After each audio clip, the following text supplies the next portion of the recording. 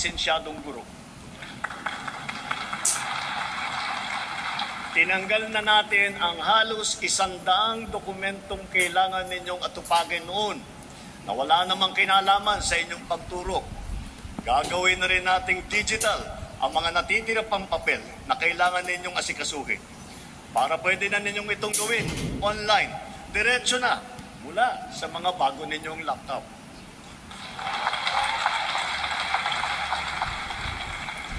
At ngayong school year na ito, makakatanggap na kayo ng kabayaran para sa inyong teaching overload at para sa inyong overtime.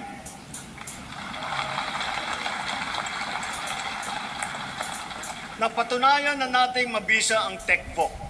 Kaya unti-unti nang pinapasok sa senior high ang TVET ng TESDA. Ibig sabihin nito, ang mag-aaral ng senior high school pa lamang, makakapili na siya kung bookkeeping, agribusiness, electrical, graphic design, ang kanyang napupusuang larangan. Diretsong pagka-graduate, pwede na kaagad na maghanap buhay kung gugustuhin. Dahil para na rin siyang nakapag-aral sa TESDA at nakakuha ng NC2 or NC2 or NC3. Kung tutungtong naman sa kolehiyo, nakahanda ang malaking pondo para sa pagtutusto sa libreng pampublikong edukasyon sa kolehiyo. Pati na rin ang mga subsidy at financial assistance para sa mas higit pang nangangailangan ng estudyante. Taon-taon, mahigit 2 milyong estudyante ang nakakapag-aral ng libreng kolehiyo sa bansa. Mula ang umpisa ng administrasyong ito, dinagdagan pa natin ng 260,000 estudyante ang nakinabang dito. Sa susunod na taon, maglalaan pa rin tayo ng halos 60 bilyong piso para sa libreng edukasyon sa pampublikang kolehiyo at sa TechVoc. Dumami din ang nabigyan ng scholarship sa TESDA. Nito lamang 2024, higit pa sa 200,000 ang nadagdag sa mga scholarship ng TechVoc.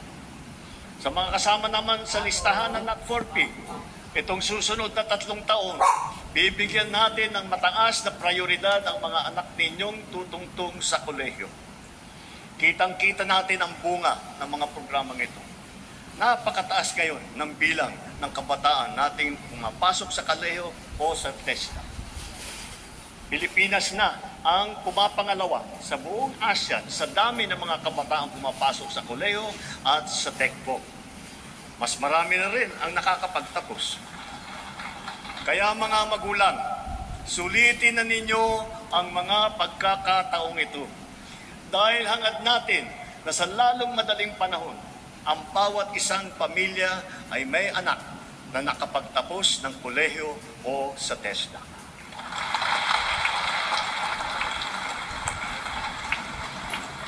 Kung kalidad lang din ang pag-uusapan, hindi nagpapahuli ang mga universidad at kolehiyo natin dito sa bansa.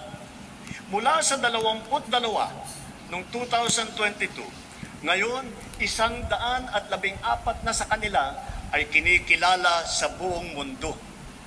6 na po nito ay public school. At bilang natatanging pagkilala, gagawaran natin ng Presidential Merit Scholarship ang mga high school graduate na makakakuha ng matataas na honor.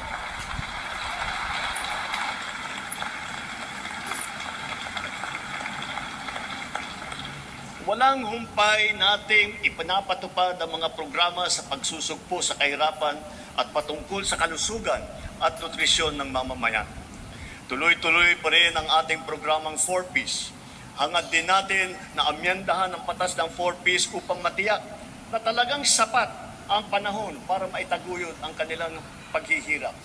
Maitaguyod sila sa ang mga mahihirap. Mula nang nagsimula itong administrasyon, mahigit 5 milyong kabahayan ang nagbenepisyo sa conditional cash grant ng 4P.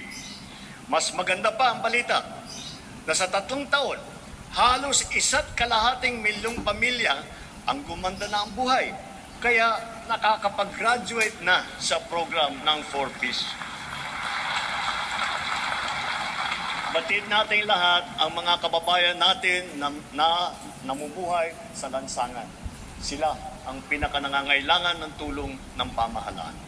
Sa ating mga LGU, hanapin ninyong lahat, na ipasok silang lahat sa 4Ps at sa iba pang mga programa ng DSWD.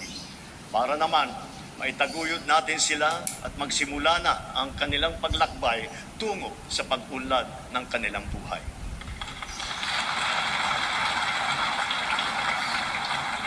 Sa ikalawang taon ng ating Walang Gutom program, mabibigyan ng tulong ang 600,000 pinakanangangailangang kabahayan sa kanilang nutrisyon. At sa 2027, dadamihin pa natin sa 750,000 kabahayan ang maaabot ng feeding program natin. Pinapagpatuloy ng DSWD at ng DepEd ang feeding program nila para sa mga daycare center sa pampublikong paaralan at nakapagbigay ng masustansyang pagkain at gatas sa mahigit 3.2 milyong mag-aaral sa buong bansa.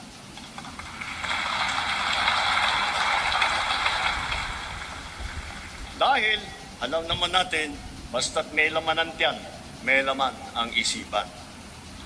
Kung papalawigin pa natin ang mga programang ito sa susunod na taon, sa tulong ng karagdagang 1 bilyong pisong pondo, pararamihin pa ng DSWD ang bilang ng mga batang mabibigyan ng masustansyang pagkain.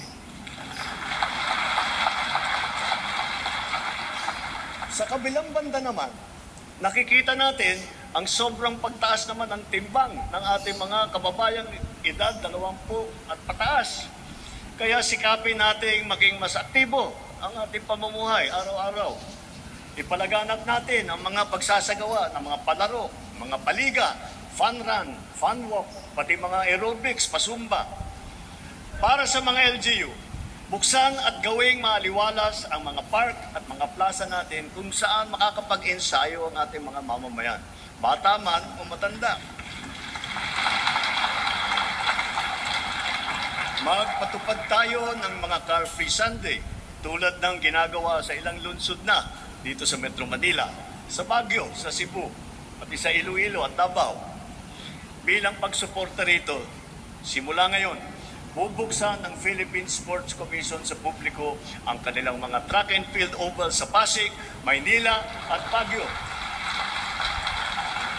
upang makapag-jogging na kayo ng libre. Magbubuhos tayo ng todo suporta sa mga palaro at mga atleta sa buong bansa. Halimbawa, ang palarong pambansa at ang Batang Pinoy Games na gaganapin sa General Santos City ngayong Oktubre. Bubuo tayo ng bagong pambansang programa para sa sports development. Uumpisahan natin ito sa paaralan pa lamang. Ibabalik natin ang mga sports club at magsasagawa tayo ng mga palaro at intrams sa lahat ng pampublikong paaralan. Naririyan na ang ating Philippine Sports Commission at saka ang PAGCOR upang tiyakin ang patuloy na pagtaguyod at pagsuporta sa ating mga programang pampalakasan ng mga atleta sa buong bansa.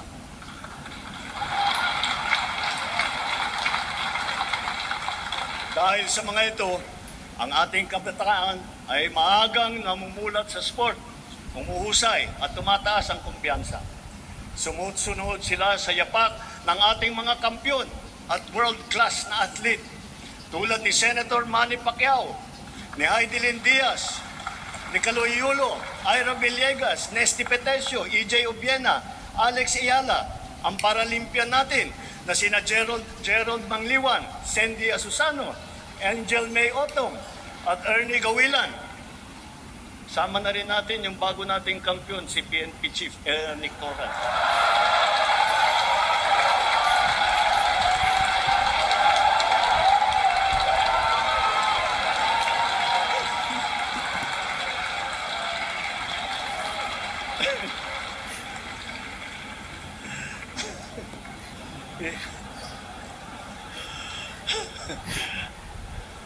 Gulat si Chief PNP.